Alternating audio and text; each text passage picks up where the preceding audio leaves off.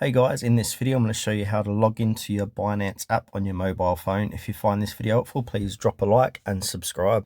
In saying that, let's just jump straight into the video. Alright, so go ahead and open up your Binance app as you normally would. You'll be brought to the home page here, and then where it says sign up or log in, click into that button there.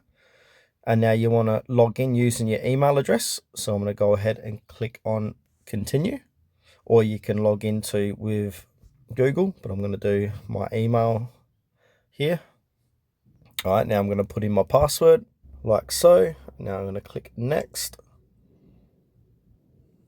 And now if you got two-factor authentication turned on, you'll need to go through that process. So authenticator app verification. So enter the 6-digit code generated by the authenticator app. So in my case, I've got the authenticator app.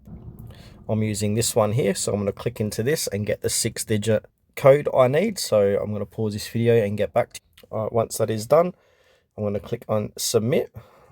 It is time sensitive, so I've got to make sure this authenticator app code is working.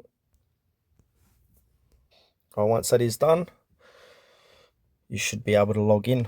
And there you go, I've logged into my Binance account.